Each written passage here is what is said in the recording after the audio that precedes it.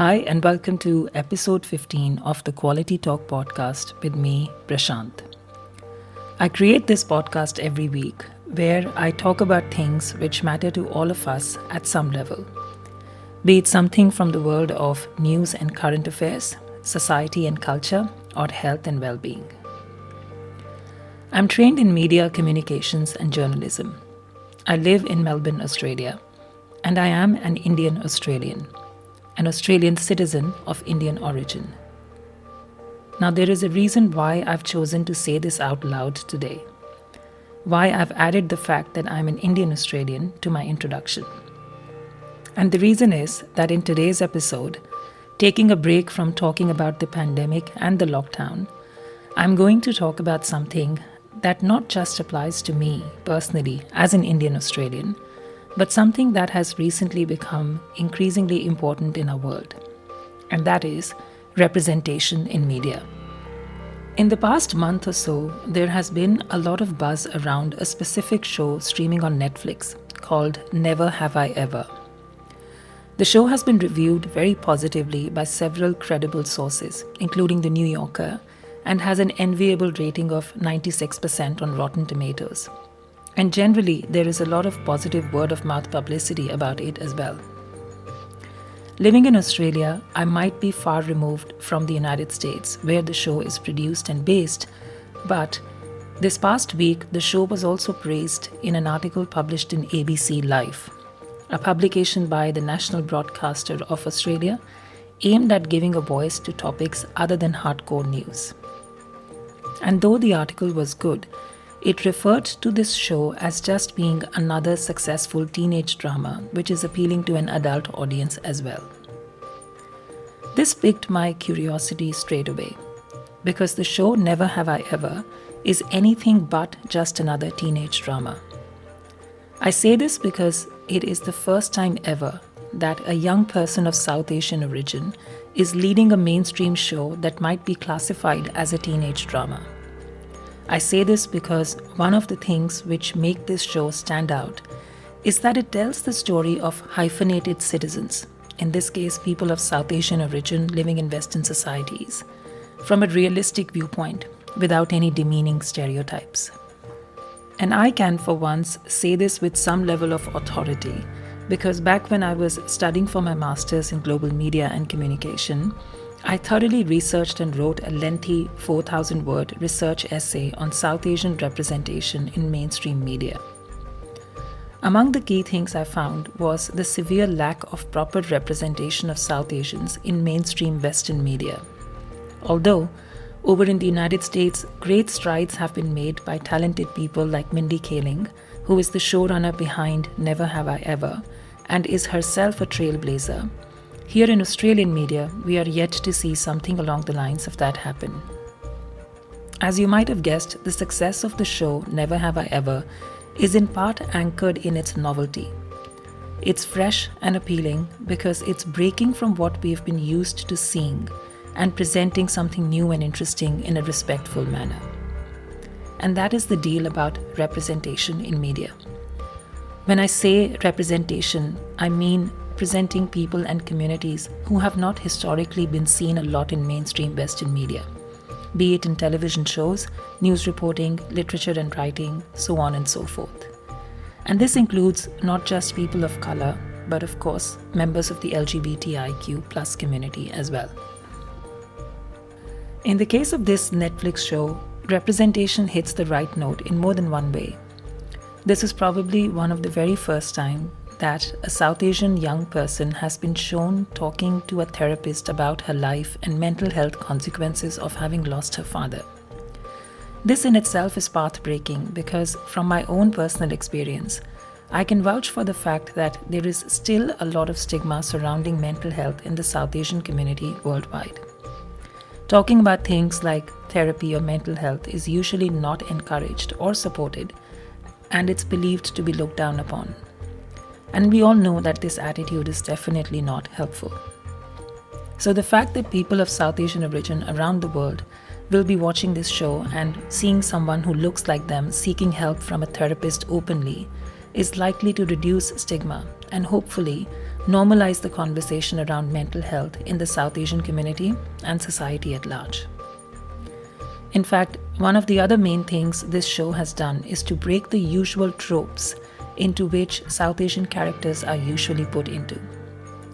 In my own work, I'd identified 4 tropes into which South Asian characters have usually been portrayed. One of these tropes is, of course, of the forever foreigner, which can be best exemplified in the character of Raj Kutrapalli in the hit sitcom The Big Bang Theory, where the emphasis was always laid not on the fact that this person is like us and lives with us, but on how their accent or their demeanor is different from us. In an Australian context, the trope which has been used in the hit show Neighbours is of the model minority. In this case, a South Asian family was comfortably fit into this trope as the man of the house is too good to be true, a thorough professional, educated and independent, and model in that sense, but fails at being a husband because his wife, an independent Indian woman, cheats on him with a Caucasian man. This is an often repeated frame which stereotypes Indian men as being less than their Caucasian counterparts. In fact, Indian men have never been shown as being desirable, the romantic lead for the lack of a better word. It was through the work of Aziz Ansari on his hit show Master of None that this precedent was broken. But there is still a lot of work in this space left to be done, and more South Asian origin men are needed to be able to tell their stories respectfully and equitably. Coming back to the show Never Have I Ever, here things are different because the central character's mother, an Indian immigrant, is shown as a doctor but not stereotyped as being a model citizen because she is not too good to be true. She is not shown as being docile. Instead, she is a strong, independent career woman, a widow who is not afraid to call a spade a spade. Even the central character of Devi breaks the trope of a model minority because she is not shown as being one-dimensional. Usually, young people of Indian origin, children of immigrants, are shown as being academically gifted, and that is the only feature they have. But here, the character of Devi is just like any other teenager. She is discovering her sexuality and making deep friendships, figuring out her life, her struggles, and slowly coming to herself as a complete individual. Another area in which this show wins is in representing the LGBTIQ people. One of the friends of the central character is an African American girl named Fabiola, who is same-sex attracted. I think given the social stigma around homosexuality in the South Asian community due to archaic laws and other factors, the fact that an Indian origin girl is shown to be best friends with someone same-sex attracted can help foster greater acceptance for South Asian LGBT+ people and their allies. But the show and its portrayal of diversity or representation is not perfect or even comprehensive in any way. I'm sure there are flaws in how the show is choosing to tell the story of its lead characters, be it of women, people of South Asian origin, or members of the LGBT+ community. In fact, just yesterday before recording this episode, I looked into a Reddit group of Indian Americans, and I realized that not all of them are as excited about how the show deals with representing people of South Asian origin. Although many of them agreed that this show is a step in the right direction, which is what I agree with as well. One of the key points about telling stories in a convincing manner is that they have to come from a place of conviction. If we want to portray diversity and show representation in media, then we have to enable people from the minorities to be able to take the stage and tell their own stories. Women writers, directors, and producers are able to tell other women's stories more aptly than a man could ever do. Similarly, the fact that this show is being helmed by Mindy Kaling, who is herself a second-generation Indian American, helps to unfold the story in this teenage drama with an Indian American protagonist in a convincing, respectful, and realistic manner. That is the main point about representation in media, which I wanted to highlight in today's episode. As someone who has looked at this topic in depth and written about it from a practical and academic perspective, I can say that there is work left to be done. a lot of work left to be done in achieving better representation in media. It would be good to see better representation of minorities in Australian media, particularly because there is credible research which suggests that the level of diversity and representation in Australian media, be it in television shows or news or current affairs, is not at par with its international counterparts. It's not where it should be or needs to be, so that it reflects the true nature of an equitable and multicultural contemporary Australian society.